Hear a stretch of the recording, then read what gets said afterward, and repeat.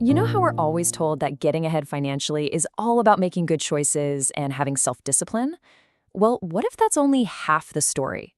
Today, we're going to dig into why some people seem trapped in a cycle of short-term decisions, and it turns out the answer has a lot less to do with their willpower and everything to do with the world they live in. We usually think about money like a spectrum, right? A smooth line from poor to rich. But what if that's just wrong? What if for millions of people, it's not a gentle slope at all? What if it's a sheer cliff that you can be shoved off of at any moment? So to figure out if we're dealing with a slope or a cliff, a recent study set out to actually map the landscape of financial instability. And to do that, they focused on this really important idea they call precarity. So, what is precarity? Well, it's not just about having a low income. It's this chronic, persistent feeling of insecurity. It's the constant worry that your job, your paycheck, your whole life could just fall apart tomorrow. It's that constant uncertainty. And to measure this, the researchers did something really smart. They didn't just look at pay stubs. They combined the hard data, like income and whether someone's been unemployed before, with how people actually feel. How secure do you feel in your job? How worried are you about money? That mix gives you a much, much richer picture of what's really going on.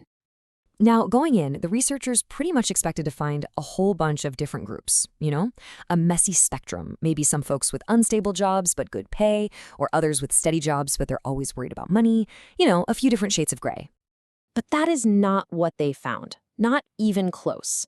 The data told this incredibly simple, stark story. The people in the study fell into just two clear groups.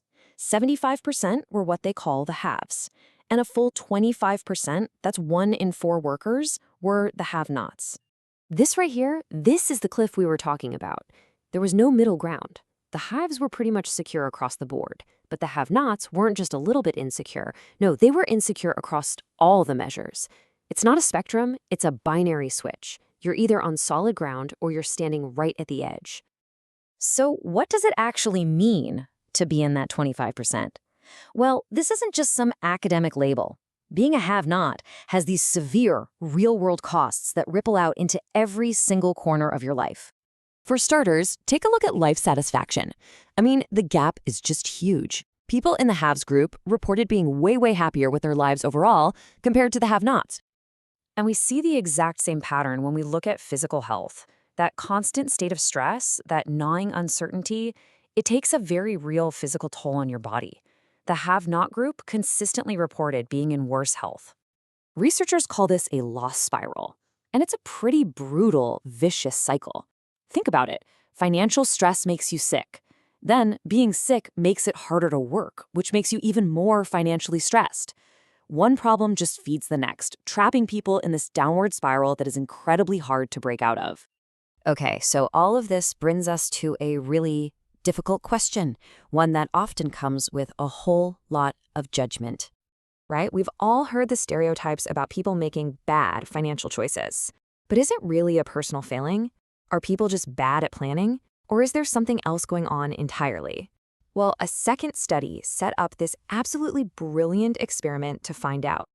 So what they did was they created a simple farming simulator, a game.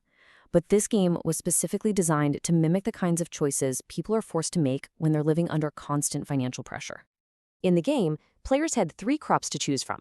You could plant teaks, which was the absolute best long-term investment. It was stable, it had the highest profit, but, and this is key, it took 6 turns to harvest. Or you could go for rice or apple, which gave you a quick payout in just 1 turn, but for a much smaller and sometimes riskier profit. Now, if you're in a stable, predictable world, this is a no-brainer. You plant the teak, you wait it out, and you maximize your earnings. It's the obvious winning play. But here's the kicker. The game wasn't always stable. At completely random moments, players would get hit with something called a resource shock. Bam! A sudden, massive increase in their farming costs that could just wipe out their entire budget. Just think of this like a real-life emergency. Your car breaks down, or you get an unexpected medical bill. When a shock like that hits, that smart, long-term plan to wait 6 turns for your teak to grow, it's not smart anymore. It's a luxury you literally cannot afford. Your focus immediately shifts to just surviving the next turn. And the results from the game? They were crystal clear. As soon as players got hit with one of these shocks, they immediately started planting less teak. They systematically abandoned the best long-term strategy because they had to focus on the short term. And this is the most important part. This shift wasn't irrational. It wasn't impulsive. The researchers argue that it was a completely logical, strategic adaptation to living in a chaotic, unpredictable environment. As the researchers themselves put it, you don't need to blame this on irrationality. When your future is a giant question mark, focusing on what's right in front of you isn't a failure of willpower. It is the smartest possible move you can make. And they proved it. They ran the game again, but this time with no shocks at all. And what happened? Players consistently got better at the long-term strategy. They learned to plant more and more teak over time. This shows it's not the person who's the problem, it's the environment they're in. So let's just put all the pieces together. 1. Our society isn't a smooth financial slope. It's a cliff, and about 1 in 4 of us has fallen off into a state of precarity. 2. Living there is like playing a game where the rules are always changing without warning. And 3. In a game like that, choosing to survive today instead of planning for a tomorrow you can't count on isn't impulsive. It's the only winning strategy. And that leaves us with this final, really critical question. If short-term thinking is a perfectly logical response to an unstable world, then maybe the solution isn't trying to change people's mindsets. Maybe the solution is to change the world itself, to build in more stability and stronger safety nets so that everyone, not just the lucky ones, has the luxury of planning for a future they can actually believe in.